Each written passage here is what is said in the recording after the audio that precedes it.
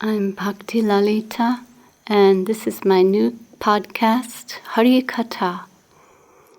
Hari-Katha. Hari means one who removes all inauspiciousness, all lamentation and sadness and suffering and sin, and who in turn fills us with happiness, with charm, beauty, sweetness, affection, love, all fulfillment that we are searching for. So Hari and Katha. Katha means stories, discussions about Hari. So we are beginning on a very special occasion, the most auspicious occasion of Sri Gaura Purnima. That is the appearance of Sri Chaitanya-Mahaprabhu, who is Radha and Krishna combined into one form. He appeared on this earth at this time as the Yuga, Kali Yuga avatar, the avatar of mercy, of divine love. And in Premadhamma Stotram by Srila Bhakti Rakak Sridhardev Goswami Maharaj, he said, Atma Siddha Savalila Purna Shukya Lakshanam Swanubhava Mata Nitya Kirtanatma Vantanam Advaita Ikalaksha Purna Tattva Tatparat Param Premadhamma Devameva Nomni Gaura Sundaram Premadhamma Devameva Nomni Gaura Sundaram. This is the all-conquering conclusion. The highest conception of the ultimate reality must also be the highest form of Ananda, ecstasy. Sri Chaitanya Mahaprabhu is Krishna, ecstasy himself, tasting his own sweetness and dancing in ecstatic joy. His own holy name is the cause of his ecstasy, expressed as dancing, and the holy name is the effect of his ecstasy, expressed as chanting. The cause is the effect. The dynamo is creating ecstatic energy which makes him dance, and his chanting distributes that ecstasy to others. I offer my obeisances to that beautiful golden Lord, Gauranga Sundar, the divine form of Krishna Prema. So, we always want to do something. If we're going to start something new, we want to do it on an auspicious day and for the pleasure of our Lord and Masters, and do it with the intention of service, seva. So that is my intention. And we wanted to do something on a regular basis, a podcast on a regular basis that is not a fixed format, but going with the flow, and sometimes chanting, sometimes reading, sometimes telling stories, sometimes personal reflections, and in this way we'll just see how we feel and go as we go along. We'll just do something from our hearts, from our heart to your heart to heart. And the intention is to try to uplift our listeners, our viewers, try to bring some peace and auspiciousness and goodwill, and share Hari-Katha with anyone who's interested to listen.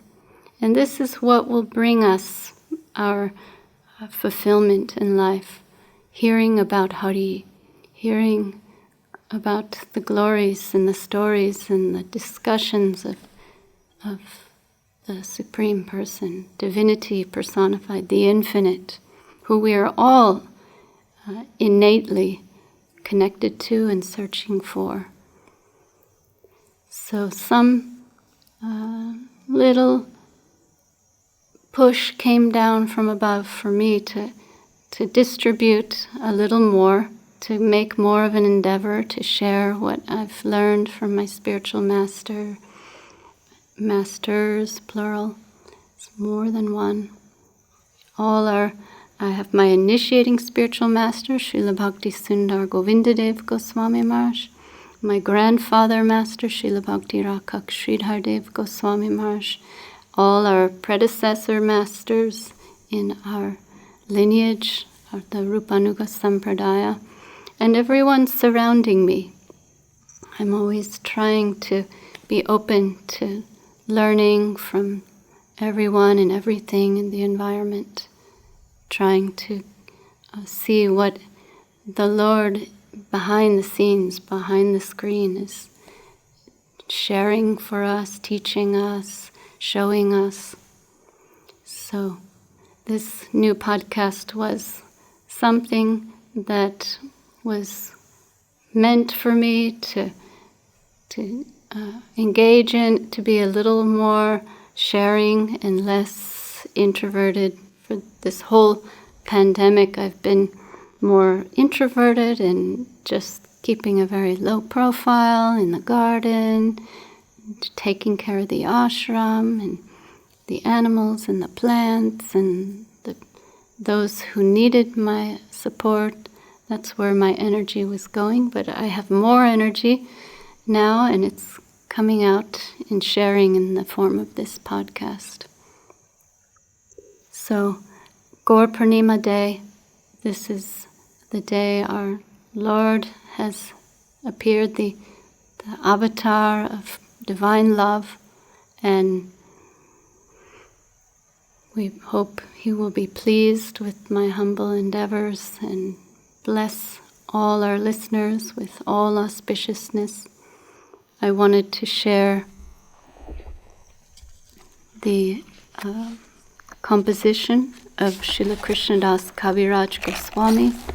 We chant these verses from the Chaitanya-charitamrita during Gaura Purnima, and it beautifully describes the appearance surrounding Sri Chaitanya Mahaprabhu. And these are verses 89 to 124 from Chaitanya-charitamrita by Kaviraj Goswami. Jai Jai Sri Chaitanya, Jai Nityananda, Jai Advaita Chandra, Jai Gaura Bhaktarinda. Choda Sata Sata Shake Masha Je Fagun, Purnamashira Shonya Kali Hoile Sobhakshan.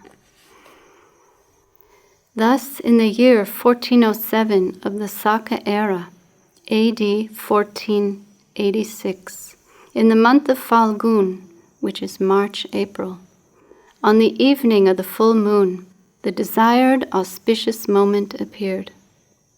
Simha Rashi, Simha Lagna, Ucha Graha Gon, Saravharga, Ashtavharga, Sabad Sulakshan.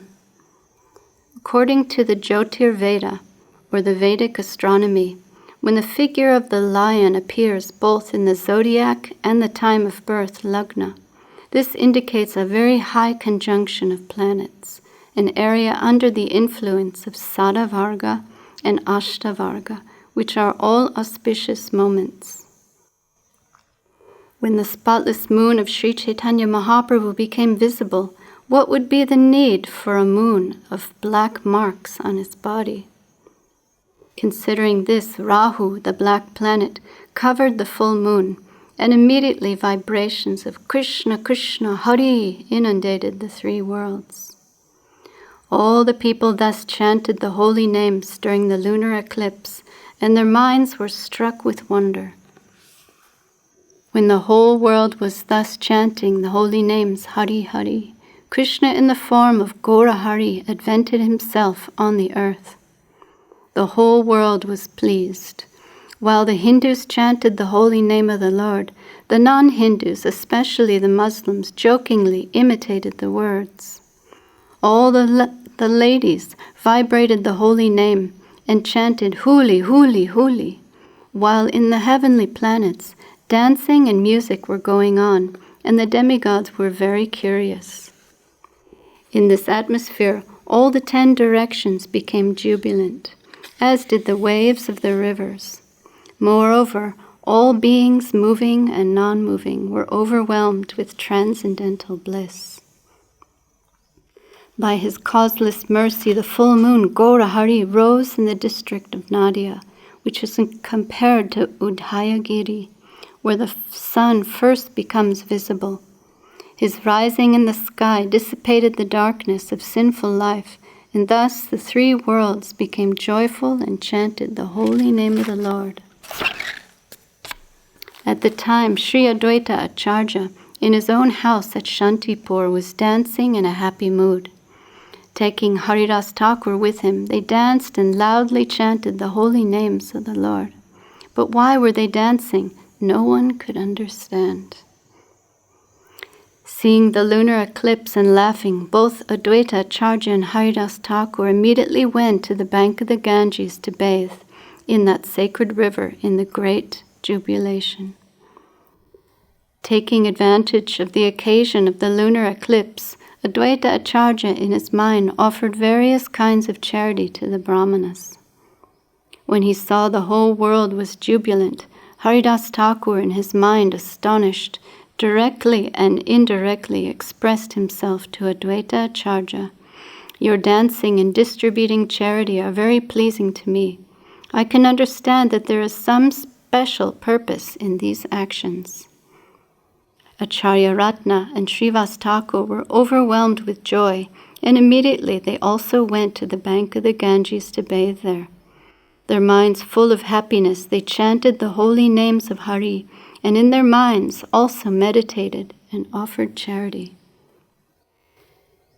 In this way, all the devotees, wherever they were situated, in every city, in every land, danced, performed kirtan, the congregational chanting of the Lord's names, and in their mind offered all benedictions to others, being overwhelmed with joy.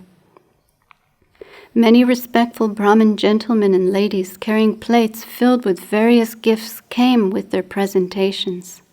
Seeing the newborn child, whose form resembled shining gold, all of them with happiness offered their blessings.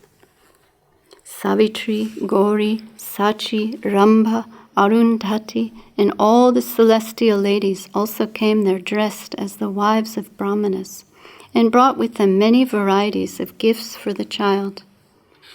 All the inhabitants of the heavenly planets, including the Gandharvas, the Siddhas, the residents of Charanaloka, offered their prayers, sang and danced, accompanied by the sound of musical instruments and the beating of drums.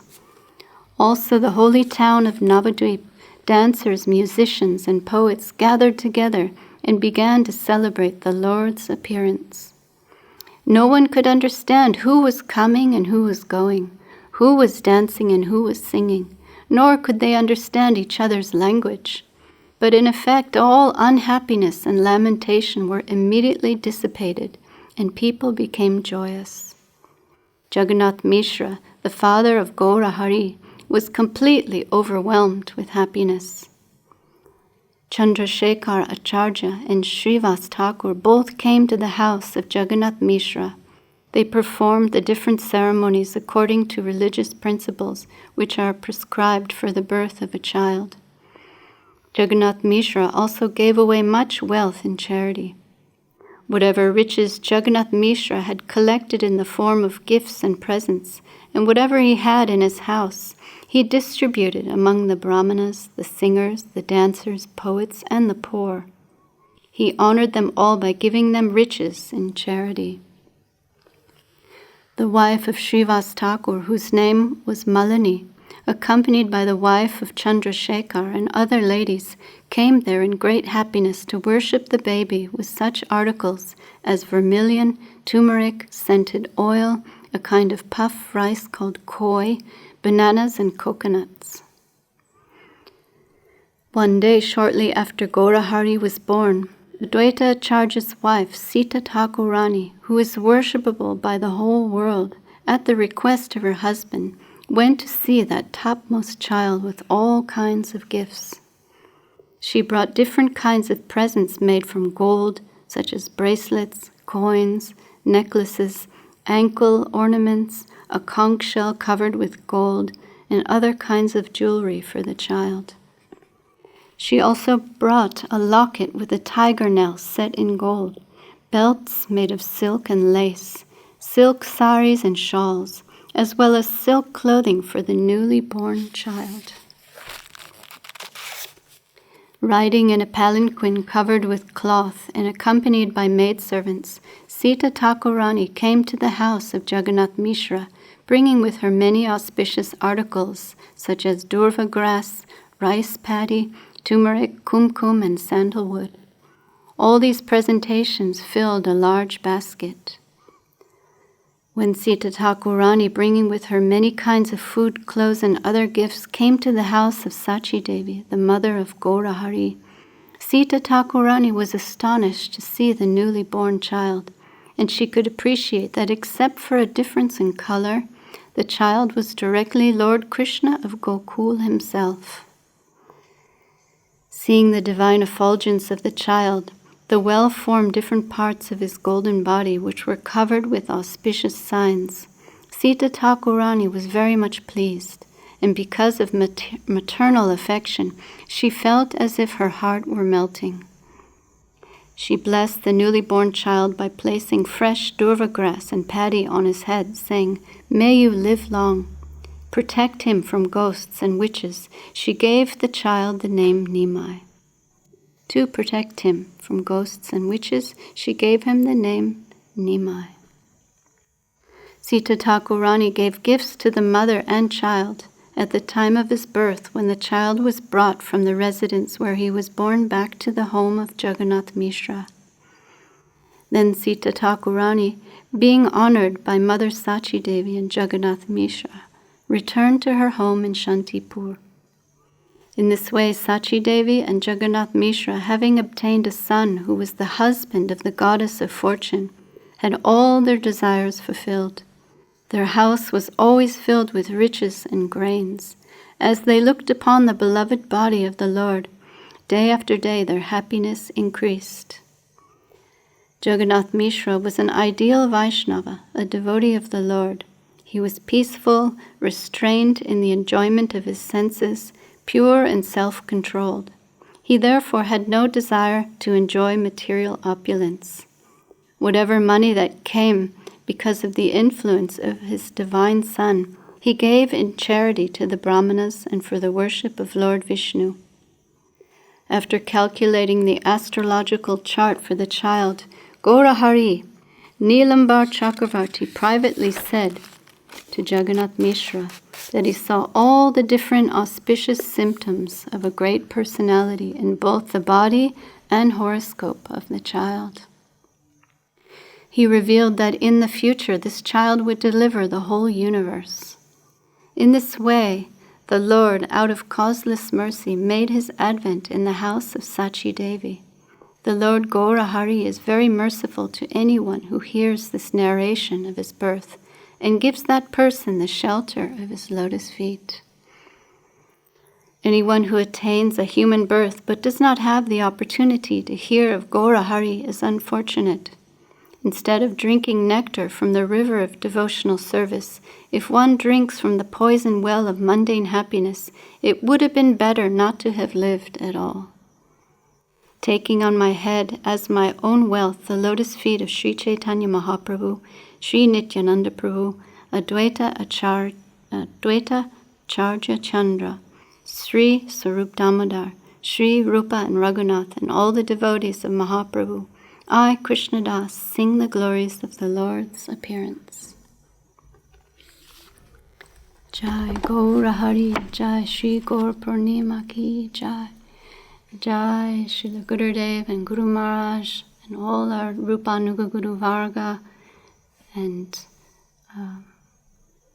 Jai to Navadip Dham, Mayapur Dham, Vrindavan Dham, all the holy Vaishnavas, my humble obeisance to all the devotees, and my affectionate regards and good wishes to all our friends and well-wishers listening to our new podcast. So stay tuned for the next edition, and may your good wishes be upon me in my humble endeavor. And thank you to Devendra Prabhu, our sound and cameraman, making this all possible. Jai Gurudev.